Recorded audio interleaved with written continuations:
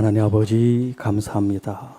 우리를 위해서 예수 그리스도를 이 땅에 보내주셨고 그 주님이 가신 십자가의 길, 그 길을 믿음으로 순종하며 나가게 하심을 감사합니다.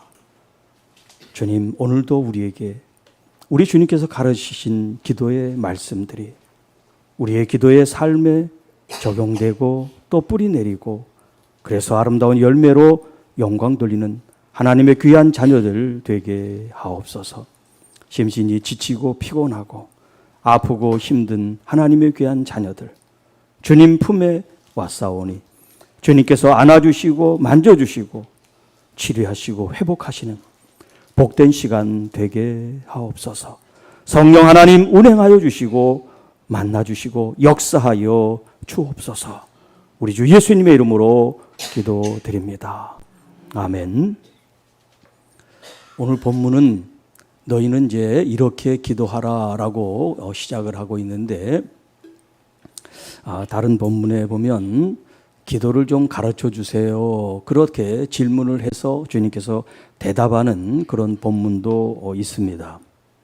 자, 우리가 지난 시간에 너희는 기도할 때 외식하는 자와 같이 하지 말아라. 또 이방인처럼 중언부언하지 말아라. 라는 기도에 대한 교훈을 말씀하셨죠. 자, 그리고 이제 정말 기도를 어떻게 드려야 되는지에 대한 한 모범에 대한 말씀을 하고 있는데요. 그래서 8절에는 본받지 말아라. 뭘 본받지 말냐? 기도의 어떤 그 자세나 내용이나 이런 것들을 본받지 말라라고 말씀하시고 이어서 그러므로 너희는 이렇게 기도하라. 이렇게 기도하라. 자, 이렇게 기도하라는 이 말씀에 우리가 좀 주목을 할 필요가 있어요. 왜냐하면 우리는 신앙생활하면서 기본적인 어떤 하나님의 말씀을 알면서 이제 우리가 이 신앙의 습관이 붙다 보면 내 방식, 내 스타일, 내 뜻대로 기도하는 이런 이제 습관이 자리 잡게 되겠죠. 그래서 우리가 내 기도의 어떤 내용과 자세와 이런 것들을 말씀으로 점검해 나가는 그런 좋은 시간이 됐으면 합니다. 너희는 이렇게 기도하라. 예수님께서 말씀하신 이 기도가 우리가 앞으로 기도해야 될 모든 것을 다 내포하고 또 이렇게만 기도하라는 게 아니에요. 네. 기도하면 늘 주기도문으로만 하라는 이 얘기가 아닙니다. 우리가 그런 오해를 좀 벗어나서 지금 예수님께서 말씀하시는 이 기도의 내용이 우리의 기도의 가장 기본이 되는 근간이 되게 하라는 말씀이지 이 기도문을 가르쳐 주니까 앵무새처럼 이 기도문만 따라하고 다른 기도를 하면 안 된다. 이런 말씀은 아니죠. 자, 그런 관점에서 우리 같이 한번 살펴봅니다. 첫 번째는 우리가 기도할 때 누구에게 기도하는가예요. 기도의 대상이라고 그러죠. 누구에게 기도하는가. 우리가 기도가 독백이 아니잖아요. 독백이면 혼자 어떤 대상 없이 그냥 중얼중얼 하면 되지만 우리의 기도는 대상이 분명히 있습니다. 대상이. 그 대상이 누군지를 예수님께서 우리에게 가르쳐주고 계세요. 자, 하늘에 계신 우리 아버지요. 하늘에 계신 우리 아버지라고 하나님 아버지, 기도의 대상이 누군지에 대해서 말씀하고 있어요.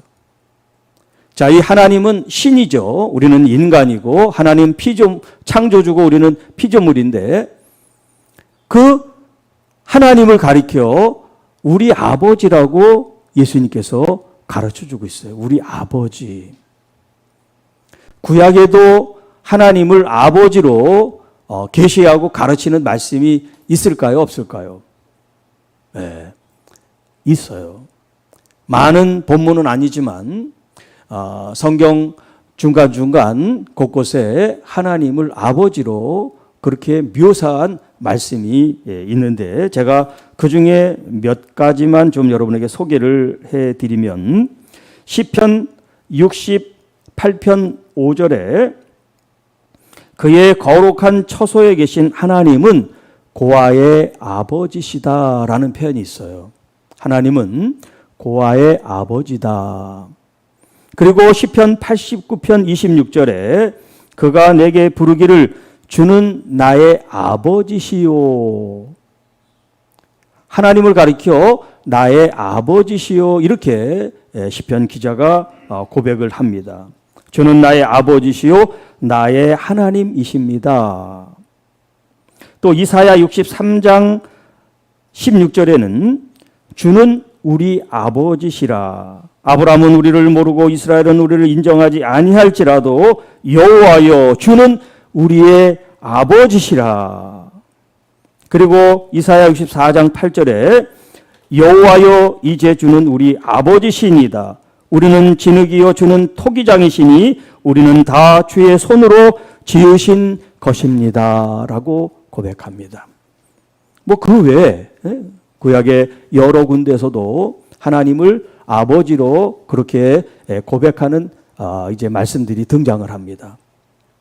그런데 이렇게 하나님을 나의 아버지로 고백을 하지만 이스라엘 사람 대부분 하나님을 아버지로 이해하는 사람은 없어요. 하나님을 신적 존재로 여기지 인격적인 어떤 그런 우리 육신의 아버지처럼 영적인 아버지라고 하는 그런 개념은 가지고 있지 않습니다.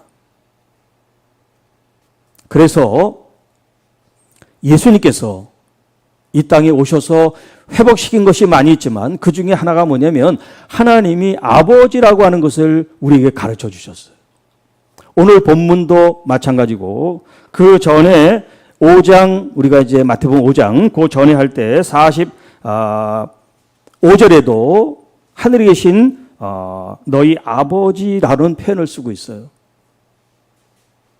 예수님은 이 땅에 오셔서 하나님이라고 그렇게 호칭하지 않고 거의 99%를 아버지로 고백합니다.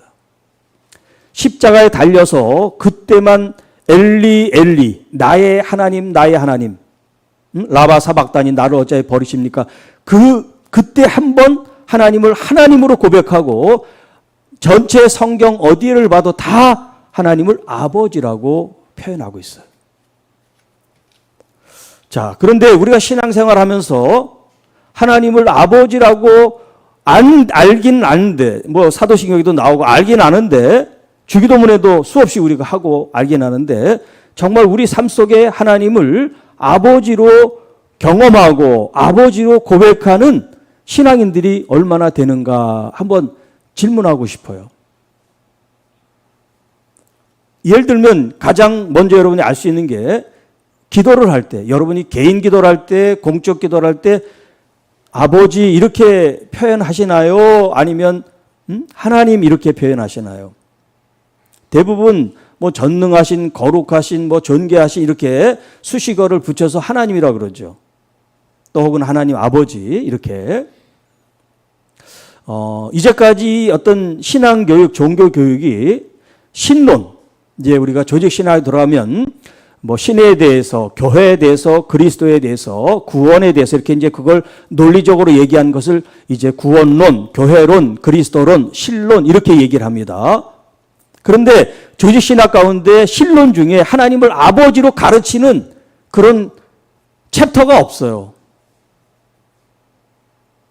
그거는 뭐 창조주서부터 해가지고 이제 뭐 구원에 이제 이런 대목들은 많이 있지만 그 하나님을 가리켜 아버지라고 하는 이 가르침을 가리키는 조직신학 신론은 없단 말이에요. 그렇게 목사님들이 배웠어요. 그렇게 목회를 했어요. 저도 그렇게 목회를 했고. 하나님을 아버지로 부르긴 불러요. 하나님 아버지. 뭐 우리가 주기도문 할 때 하나님 아버지 얼마나 많이 합니까? 그런데 그 하나님이 아버지로 인격적으로 와닿지를 않았단 말이죠. 그냥 그분은 신이시고 하나님이셔. 네. 이렇게 보통 사람들이 신앙생활 하면서 하나님에 대한 이해로 생각을 했어요. 그런데 제가 뭐 여러분들에게 지금 그 얘기를 다 할 수는 없지만 아버지에 대한 경험을 새로 하게 됐어요. 제 육신의 아버지에 대한 경험. 그리고 제 딸에 대한 아버지로서의 경험. 그 경험이 저에게 얼마나 컸는지 몰라요.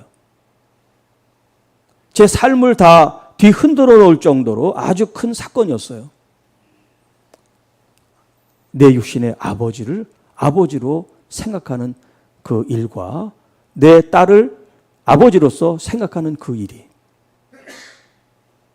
그런 경험이 하나님을 향해서 내가 하나님을 이렇게 절절하게 아버지로 부른 적이 있고 아버지로 느낀 적이 있나가 이제 하나님께서 제 속에 그런 마음을 일으키시기 시작하셨어요. 내가 너의 아버지다. 내가 너의 아버지다. 그러면서 성경을 보기 시작하는데 그 성경이 이 세상을 창조하시고 능력 있은 먼 그런 신적 존재 이야기가 아니라 정말 나를 사랑하시고 나를 창조하시고 나를 이끄시고 나를 보호하시는 그런 아버지의 말씀으로 이 성경 66권 전체가 제가 이렇게 읽게 되는 경험을 하게 됐어요. 그 전에 하나님의 말씀으로 읽을 때와 내가 사랑하는 나의 아버지, 그 아버지가 나를 사랑해서 주시는 말씀으로 이해했을 때 그 깊이와 그 넓이, 그 경험은 이루 말할 수 없어요. 그 차이라는 건. 그래서 예수님께서 우리에게 하늘에 계신 아버지라고, 이 아버지라고 하는 이 개념을 말씀하신 것들이 더 크게 제게 이제 와닿기 시작했어요. 그래서 제가 이제 부흥회를 갈 때마다 첫 번째 하는 이야기가 뭐냐면 하나님이 우리 아버지시고 우리는 그분의 아들이다라고 하는 이 주제로 제가 부흥회 설교를 항상 했어요. 우리 교회에서도 제가 했고요. 물론 새로 오신 분들은 못 들으셨겠지만 우리가 신앙생활하면서 이 아버지라고 하는 이 개념이 얼마나 중요한지 신약 성경에 하나님을 가리켜 아빠, 아버지라고 부르짖으라고 그렇게 말씀하세요. 아빠, 아버지가 아니라 아빠. 여러분 이제 뭐 세계 전체 뭐 언어들을 제가 잘 알지는 못하지만 엄마, 아빠가 이 아이에게 첫 번째 단어 아닙니까? 그러니까 이 첫 번째 단어인 이 엄마, 아빠가 어려우면 안 돼요. 아이들이 그냥 옹알거리면서 할 수 있는 그런 구강 구조를 통해서 할 수 있는 그런 단어가 아빠, 엄마인 거죠. 그래서 히브리 사람들의 이 아버는 알파벳, 히브리 말의 알파벳 첫 번째, 두 번째 글자를 합해서 만든 게 아빠예요. 아바, 아빠. A, B 이렇게 알렙베트라고 그러는데 이렇게 히브리 단어 첫 번째, 두 번째 철자를 가지고 아빠를 만들었어요. 그렇게 일상에서 흔히 쉽게 부를 수 있는 게 아빠란 말이에요. 아빠. 하나님을 우리에게 아빠라고 계시해 준 거예요. 우리가 하나님을 아빠라고 어떻게 불러요? 하나님이신데. 그런데 성경은 우리에게 아빠라고 부르라고 말씀하세요. 예수님께서 먼저 모범을 보이셨는데 마가복음 14장 36절에 이르시되 아빠, 아버지요. 아버지께서는 모든 것이 가능하오니 이 잔을 내게서 옮기시옵소서. 그러나 나의 원대로 마옵시고 아버지의 원대로 하옵소서. 예수님께서 십자가를 앞에 두고 하나님을 가리켜 아빠, 아버지라고 부르셨어요. 그 전에 아빠라고 예수님이 호칭한 본문이 한 군데도 없어요. 그리고 로마서 8장 15절에 너희는 다시 무소하는 종의 영을 받지 아니하고 양자의 영을 받았으므로 우리가 아빠, 아버지라고 부르짖느니라. 갈라디아 4장 6절에 너희가 아들이므로 하나님이 그 아들의 영을 우리 마음 가운데 보내사 아빠, 아버지라 부르게 하셨느니라. 예수 그리스도의 영, 하나님의 영, 성령님이 우리 가운데 오셔서 그걸 이제 아들의 영이라고 표현했는데 그분이 오셔서 우리로 하나님을 아빠, 아버지라고 부르게 하셨다라고 표현하고 있어요. 자, 그런데 그 우리 아버지가 어디 계시냐면 하늘에 계시다라고 표현하고 있어요. 하늘에 계시다. 물론 하나님은 하늘에만 계신 건 아니에요. 하나님은 무소부재라 그러죠. 어떤 장소에나 하나님은 계시단 말이에요. 그런데 예수님의 이 표현, 하늘에 계신 이 표현은 어떤 의미가 있냐는 거죠. 하늘에 계신, 그냥 아버지, 뭐 그렇게만 불러도 되죠. 그런데 하늘에 계신 우리 아버지요. 이렇게 기도를 시작하라고, 기도의 대상이 누군지에 대해서 예수님이 지금 말씀하세요. 자, 이 하늘, 영어로 말하면 하늘이라고 하는 영어가 스카이와 헤븐이라는 말이 있어요. 여기서 말하는 이 하늘은 스카이가 아니라 헤븐을 가리켜요. 스카이는 이 우주 대기권을 가리킨다면 지금 여기 있는 하늘은 이 우주 대기권을 넘어선 하나님의 나라, 그 하나님의 그 곳을 이제 헤븐이라고 표현을 하고 있어요. 이스라엘 사람들에게는 하늘과 땅, 이 대립적인 두 단어지만 이 단어를 항상 같이 묶어서 생각합니다. 그래서 하나님께서 이 세상을 창조할 때 천지로 우리가 이제 이렇게 번역이 됐지만 히브리 말로는 분명하게 하늘과 땅, 샤마임 에레치라고 하는 이 단어를 두 개를 딱 놓고 있어요. 우리는 천지 그냥 한문으로 묶어가지고 한 단어처럼 쓰는데 따로 떨어뜨려 놔야 돼, 이걸. 하늘과 땅을 창조하신 거예요. 물론 천지 안에 그 개념이 다 있습니다만, 하늘과 땅이라는 개념이 천지에 있지만 우리들의 이해를 돕기 위해서 한 단어로 생각하는 거하고 이걸 따로 떨어뜨려 놓는 거하고는 다르단 말이에요. 성경 원문이 그렇게 다르게 써놨으니까. 하늘, 그리고 땅. 이 하늘은 어떤 곳이냐면 하나님이 다스리고 통치하시는 곳이에요. 그것은 거룩한 곳입니다. 그래서 성경에는 그것을 가장 높은 곳이라는 표현을 써요. very highest라는 말을 쓰는데 가장 높은 곳. 그 높다고 하는 그 개념이 뭐냐면 거리로 혹은 높이로 높다는 그런 말이 아니라 땅에 있는 인간에 비하면 그 하나님 계신 그 하늘은 그렇게 존귀하고 영광스럽고 빛나는 곳이다 라고 하는 이제 개념으로서 그것은 가장 높은 곳, 또 very highest라고 그렇게 이제 얘기를 하고 있어요. 가장 높은 곳. 그것이 바로 heaven, 하늘이라는 개념이에요. 반면에 이 땅은 어떤 개념이냐면 이 땅은 하나님 물론 하늘과 땅을 창조하셨는데 인간이 사는 이 땅은 어떤 개념이냐면 하늘에 비하면 하나님의 통치, 하나님의 영광이 있는 곳에 비하면 이 땅은 어둠이 지배하는 그런 곳이에요. 어둠이. 이 어둠이 지배하는 이 세상에 죄로 가득한 이 세상. 그래서 죄인으로 살아가는 이 세상을 누가 역사를 하냐면 공중권세 잡은 자가 역사를 합니다. 공중권세 잡은 자. 공중권세 잡은 공중은 어디냐면 헤븐이 아니라 스카이를 말하는 거예요. 이 대기, 스카이. 누구냐면 바로 사탄을 가리켜요. 그 헤븐에서 쫓겨난 타락한 천사가 통치하는 곳이 스카이예요. 그 스카이의 영향을 받는 사람들이 있냐면 땅에 사는 사람들이에요. 이 사람들은 죄인이기 때문에 하나님의 통치 영역을 알 수가 없고 또 하나님께서 이 땅의 죄인들을 통치할 수가 없어요. 그래서 하나님과 우리 사이가 단절이 됐다. 그런 표현을 쓰는 거예요.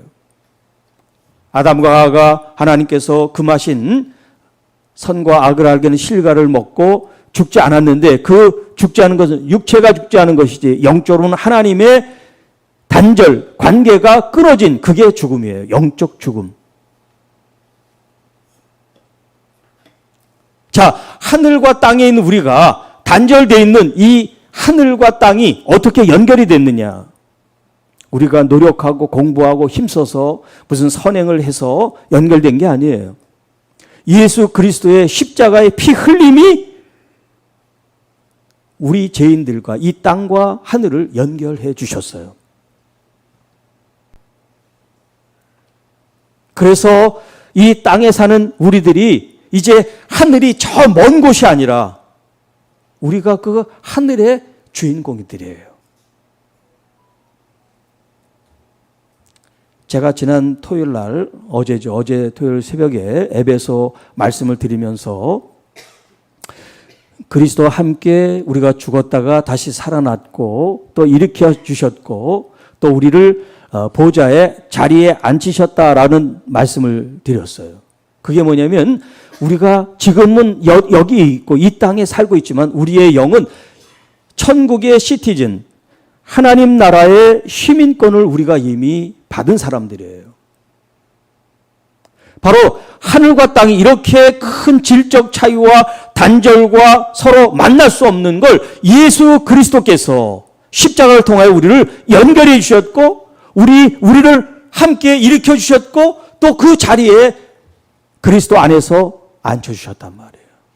영적인 이 관계가. 그래서 우리가 하나님이 계신 그 천국에 이 땅에서 우리가 기도를 하든 이 땅에서 어떤 예배를 드리든 하지만 여러분의 영은 하나님 보좌 앞에 이미 가 있는 것 같은 믿음으로 하나님 앞에 나가는 거란 말이죠. 그래서 하늘에 계신 우리 아버지요 라고 할 때 여러분 이 땅에 살지만 이 땅에 있는 여러분이 저 멀리 계신 하나님께 지금 들리게끔 때로는 큰 소리를 해야 되고 때로는 뭔가 애를 써야지 저 멀리 계신 분이 신호를 받아가지고 기도하네? 그런 의미가 아니란 말이에요. 성령으로 그분은 내 안에 계시지만 또 영적으로 우리는 하나님 그 보좌에 앉아 있는 것 같은 그런 마음으로 하나님께 기도하는 거예요. 그래서 하늘에 계신 우리 아버지. 하나님만이 하늘에 계신 것이 아니라 여러분도 그 하나님 보좌, 하늘나라의 해분에 있는 것 같은 그런 자세와 마음을 갖고 기도를 하는 거예요. 내가 이 땅에서 이 땅의 처지, 이 땅의 환경, 이 땅의 억울함, 이 땅의 아픔, 이 땅의 질병만 생각하면 우리 마음이 얼마나 힘들고 아프고 어렵겠어요. 보이는 현실이 그러니까요.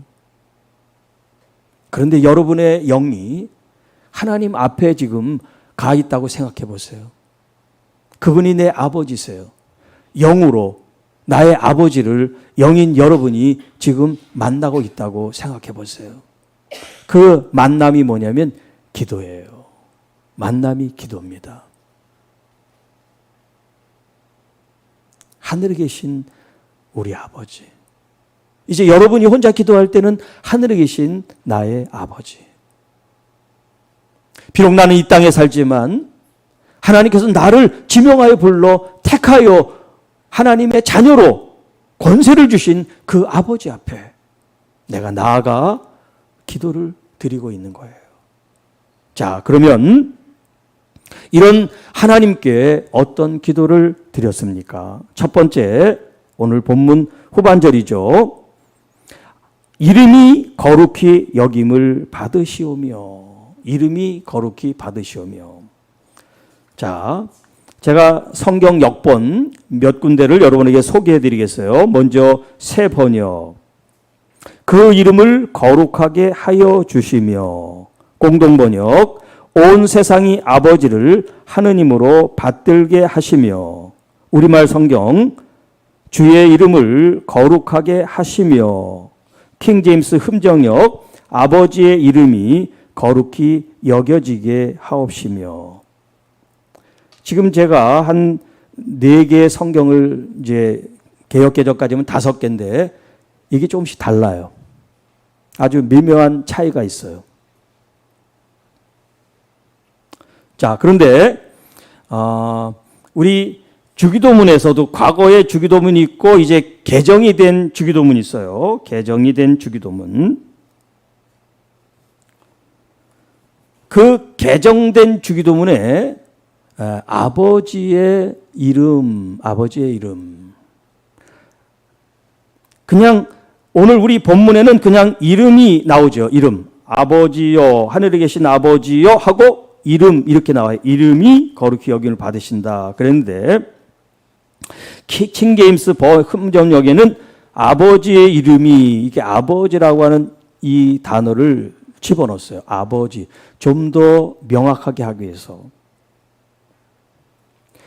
새 번역에는 그라는 단어를 하나 집어넣었어요. 그 이름. 물론 그 이름이 아버지의 이름, 하나님 아버지의 이름이죠. 그런데 공동 번역에는 그 이름이 전혀 없어졌어요. 공동 번역. 이게 이제 개신교와 천주교가 같이 학자들이 모여서 번역한 책인데 이 번역본에는 그 이름, 그의 이름, 아버지의 이름이라는 자체가 없어요. 참 놀라운 일이죠. 같은 텍스트 원문을 보면서도 번역을 이렇게 달리한단 말이에요. 어떤 데는 문자적으로, 어떤 데는 의미적으로 이렇게 번역을 하는데 하여튼 이 공동 번역에는 이름이라는 단어가 없어져 버렸어요. 온 세상이 아버지를 하나님으로 받들게 하시며 그리고 거룩하다고 하는 말도 없었어요. 왜 우리 개신교 학자들이 이 캐톨릭하고 같이 하면서 거기에 동의했는지 모르겠어요. 여러분 하나님의 말씀을 우리 마음대로 그렇게 막 바꿔도 돼요? 뜻이 이러니까 그 뜻을 살려서 그냥 그 있는 단어를 없애도 됩니까? 네.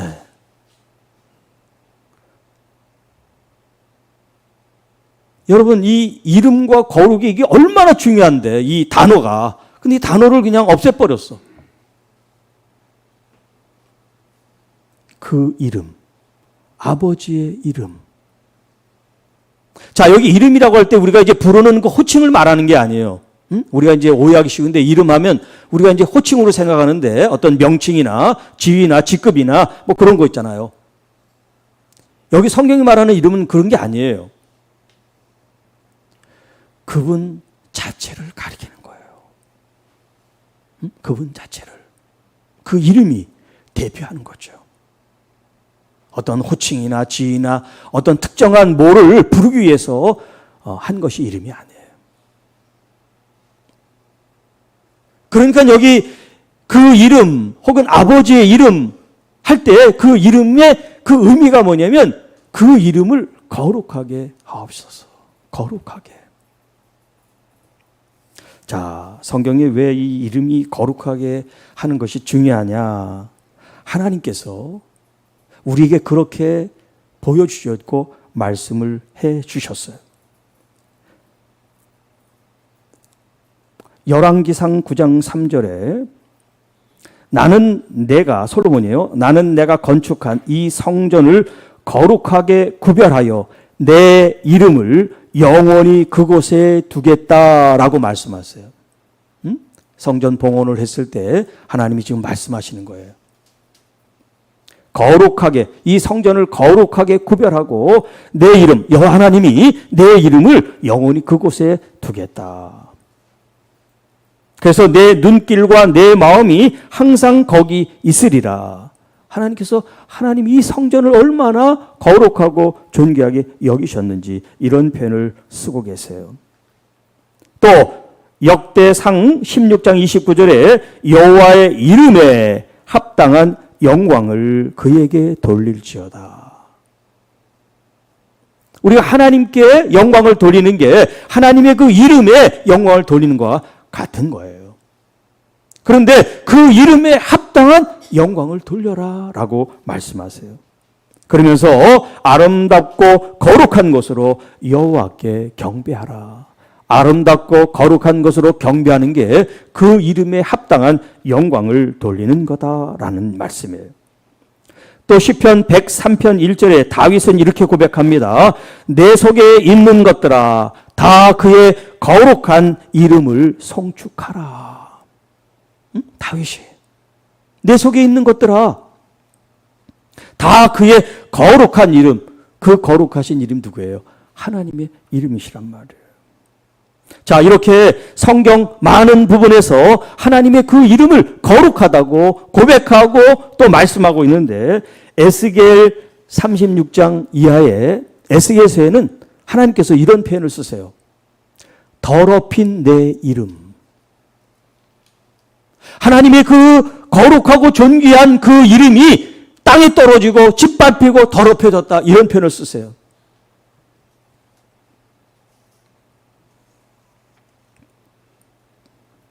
제가 한 군만 여러분에게 소개해드리면, 에스겔 36장 22절, 그러므로 너는 이스라엘 족속에게 이르기를 주 여호와께서 이같이 말씀하시기를 이스라엘 족속아 내가 이렇게 행함은 너희를 위함이 아니요 너희가 들어간 그 여러 나라에서 더럽힌 나의 거룩한 이름을 위함이라.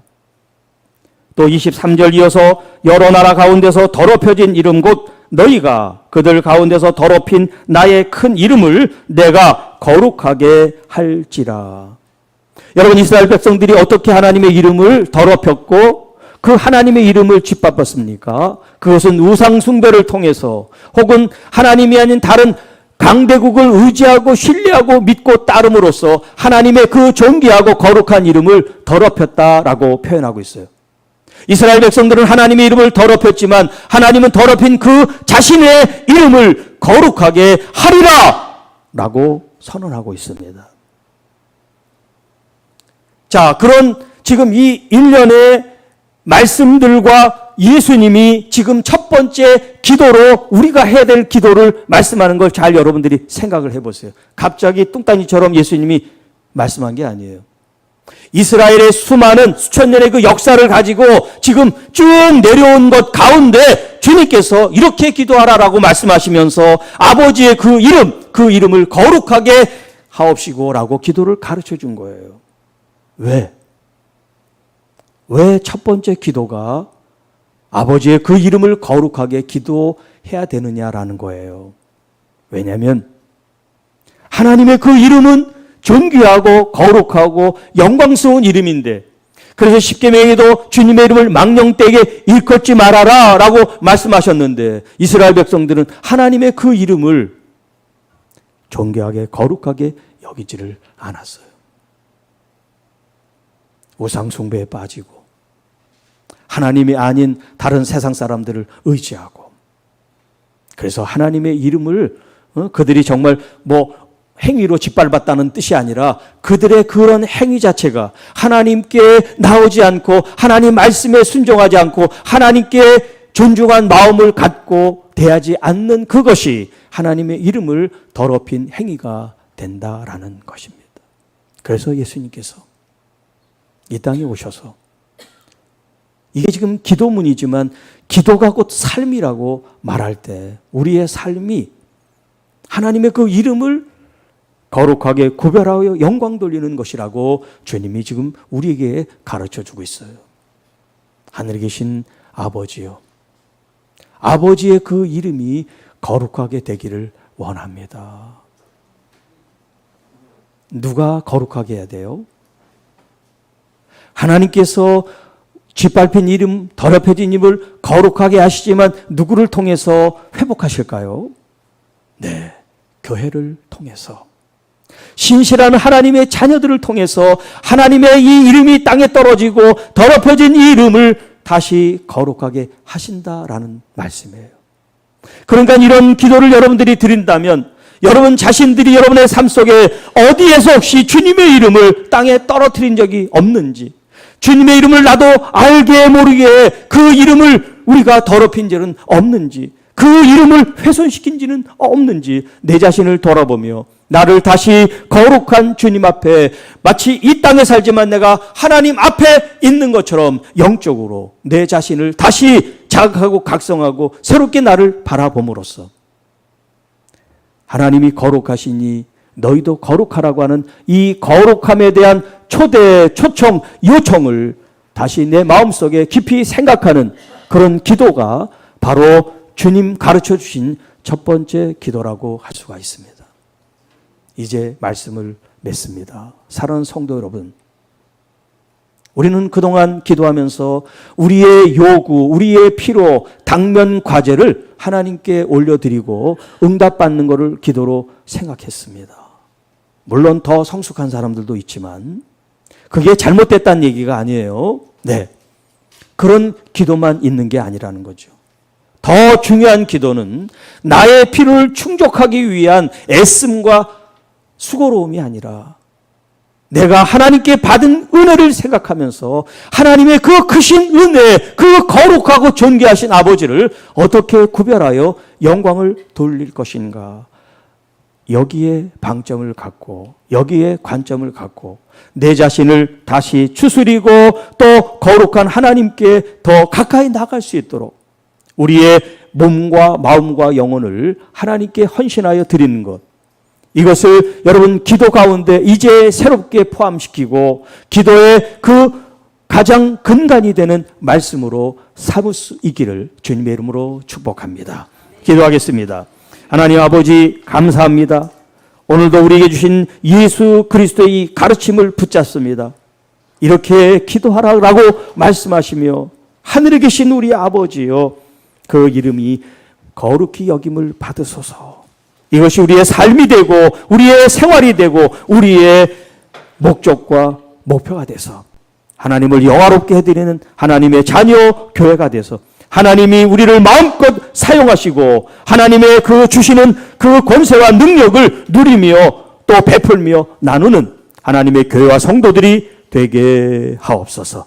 우리 구주 예수님의 이름으로 감사하며 축복하며 기도하옵나이다. 아멘.